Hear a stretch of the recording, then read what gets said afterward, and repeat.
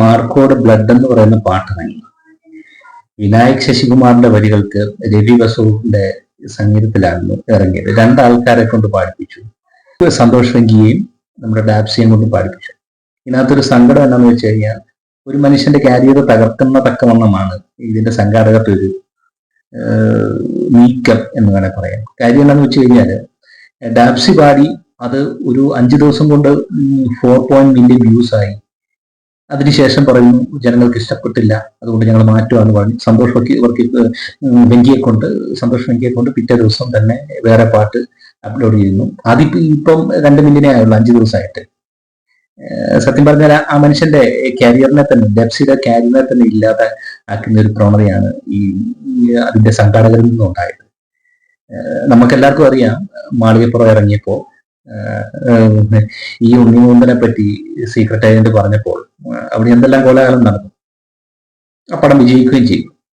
പക്ഷെ ഡെപ്സിയെ സംബന്ധിച്ചോളം ഹിറ്റുകളുടെ ഒരു രാജാവായിട്ട് ഒരു സാധു മനുഷ്യൻ ഈയിടെ കണ്ട് സൗണ്ട് എഞ്ചിനീയറുമായിട്ട് ഒന്ന് ഓർക്കുന്നുണ്ട് 6 മാസം മുമ്പ്.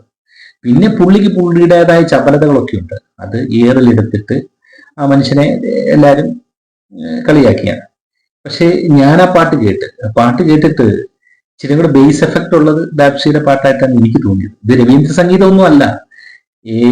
ഒരാൾക്കാർ, സാധാരണ മനുഷ്യനും സംഗീതം പഠിക്കാതെ തന്നെ മനസ്സിലാക്കുന്ന രീതിയിലുള്ളൂ. ടെക്നോളജിയുടെ സഹായം കൊണ്ട് മാത്രമാണ് ഇപ്പോഴത്തെ സംഗീതങ്ങളും പാട്ടുകളും എല്ലാം. കാര്യം പഴയതുപോലെ ഗാനമേളയ്ക്കൊന്നും ഈ പുതിയ പാട്ടുകളൊന്നും പാടാൻ പറ്റത്തില്ല.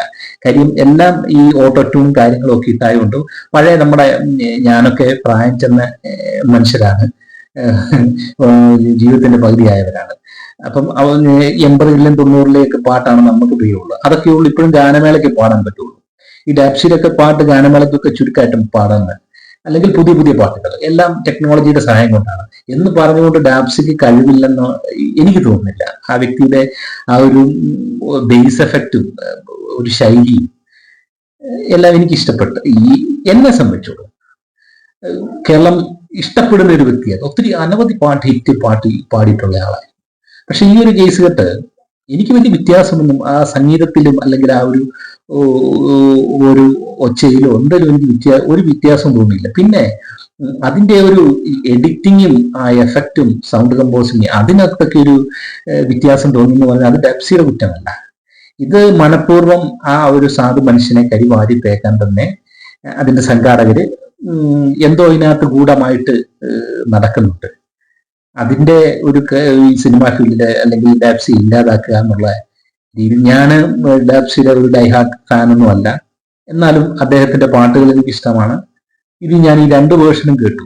ഇപ്പം 4 ദിവസം കൊണ്ട്, മറ്റേത് 5 ദിവസം കൊണ്ട് സന്തോഷ് വെങ്കിയുടെ 2 മില്യണേ ഉള്ളൂ. മറ്റേത് 5 ദിവസം കൊണ്ട് 2.5 മില്യൺ എങ്ങാണ്ടായി ഡാപ്സിയുടെ. അപ്പോ ഈ ഉണ്ണിമൂഹത്തിന്റെ ഒരു പടം ഒരു 5-6 മാസം മുമ്പ് ഇറങ്ങിയായിരുന്നു, മാളിപ്പുറം എന്ന് പറയുന്നത്. 1 വർഷം മുമ്പാണെന്ന് തോന്നുന്നു.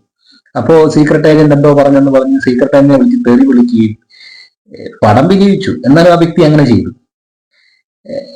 അതുപോലാണോ ഒരു മനുഷ്യന്റെ ജീവിതത്തെ തന്നെ ഇല്ലാതാക്കുന്ന ഒരു പ്രവണതയാണ് ഈ മാർക്കോ എന്ന് പറയുന്ന ആ ഒരു സിനിമയുടെ സംഘാടകര്. അതിനകത്ത് പ്രധാന കണ്ണിയാണ് ഒരു ഉണ്ണി മുകുന്ദൻ എന്ന് പറയുന്ന ആ വ്യക്തി. അപ്പോ ഇത് ഒഴിവാക്കാമായിരുന്നു. ഈ ഒരു ഭാഗം ഒഴിവാക്കാമായിരുന്നു.